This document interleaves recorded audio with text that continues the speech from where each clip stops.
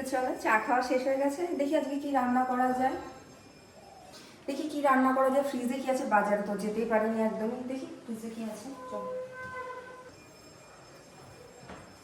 অল্প একটু মাটন আছে, না ঝোল হবে না কষা হবে, কি করি বলো আজকে দুপুরে, একটু ভাবতে হবে।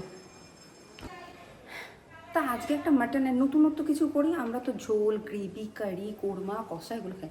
তো আজকে মাটনের না মাটন ভাইজি করব। এটা কীরকম বলো তো, এটা তোমরা রুটি পরোটার সাথেও খেতে পারবে, এটা স্টার্টার হিসাবেও খেতে পারবে। তো চলো দেখা যাক কী কী লাগছে। তো চলো দেখি মাটন ভাইজি রান্না করতে আমাদের কী কী উপকরণ, একদম অল্প। চলো, আমি মাটন এখানে 200 মতো নিয়েছি, চাপের পিস নিয়েছি। এটা কিন্তু চাপের পিস হলে খুব ভালো হবে, কারণ মাটন সলিড পিসে সেরকম খুব একটা ভালো টেস্ট আসে না, একটু হাড় সমেত মাংস নেওয়ার চেষ্টা করবে।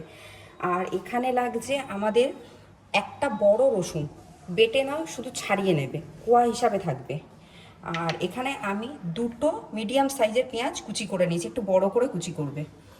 আর শুকনো লঙ্কা লাগছে, ঠিক আছে। এটা কিন্তু খুব একটা ঝাল আসবে না, কিন্তু ফ্লেভার আসবে। আর রান্নাটা সম্পূর্ণ হবে সর্ষের তেলে, দেখে না একদম অল্প নিয়েছি সর্ষের তেল, 1 চামচের মতো এটা।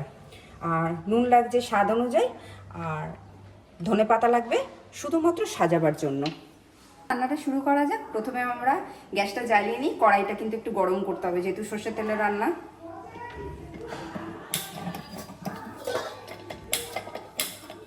তো চলো, আমাদের কড়াই গরম হয়ে গেছে, এবার সর্ষের তেলটা দিয়ে দিলাম আমরা। সর্ষের তেলটা কিন্তু খুব ভালো করে গরম করতে হবে।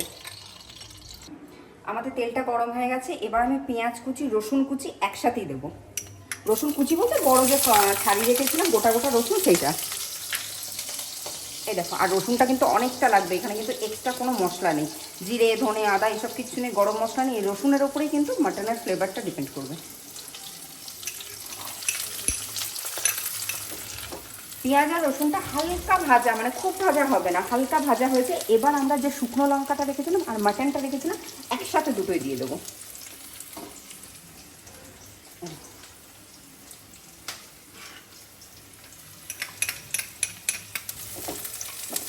এবার আমি মাটনটা দিয়ে দিচ্ছি।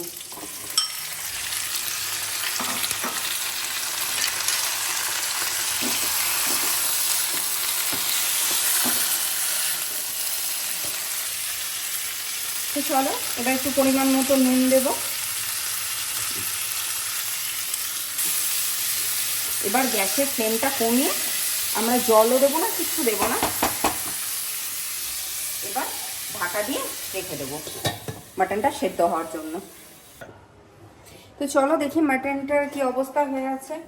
ও অনেকটা জল বেরিয়ে গেছে দেখো মাটনটা থেকে, যেহেতু ঢাকা ছিল। দেখি, আশা করি মাটন সেদ্ধ হয়ে গেছে। আমি গ্যাসটা বাড়িয়ে দিলাম, আমাদের মাটন একদম সেদ্ধ হয়ে গেছে। আর রসুন আর শুকনো লঙ্কার খুব সুন্দর একটা গন্ধ বেরিয়েছে, তোমরা একবার ট্রাই করো, খুব তাড়াতাড়ি হয়ে যাবে। এসো এসো। তো দেখো আমাদের মাটনটা হয়ে গেছে। যেহেতু আমি এটা বললাম লাঞ্চে খাবো, তাই হালকা একটুখানি ঝোল ঝোল পাড়া রেখেছি। আর তোমরা যদি এটা ইভিনিংয়ে স্টার্টার হিসাবে খাও, এই ঝোলটা আর একটু শুকিয়ে দেবে।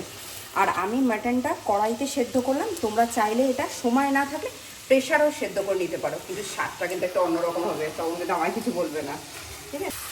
তো চলো, আমাদের মাটনটা রেডি হয়ে গেছে, এবার আমরা সার্ভ করে নিই।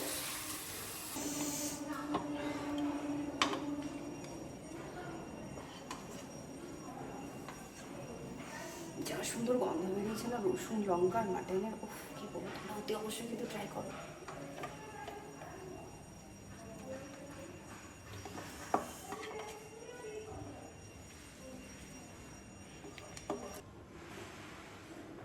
তো চলো, তৈরি হয়ে গেছে আজকে মাটন বাইজি। তো তৈরি হয়ে গেছে আজকে আমাদের মাটন বাইজি। এটা আমি দুপুরবেলা যেহেতু লাঞ্চে খাবো, তাই হালকা একটু ঝোল রেখেছি। তোমরা যদি সন্ধ্যের স্টার্টার হিসাবে খাও, তাহলে তোমরা এই ঝোলটাও রাখবে না, ঠিক আছে। আর আমার ভিডিওটা, আমার রান্নাটা যদি তোমাদের ভালো লেগে থাকে, তোমরা অতি অবশ্যই আমার চ্যানেলটা সাবস্ক্রাইব করো, শেয়ার করো, কমেন্ট করো। আর তোমরা কীরকম ধরনের রেসিপি দেখতে চাও সেটা আমাকে জানাও। আর যদি ভিডিওটা যদি কিছু খারাপ লেগে থাকে তো নিজের ভেবে ক্ষমা করো। আজকে তাহলে আসি।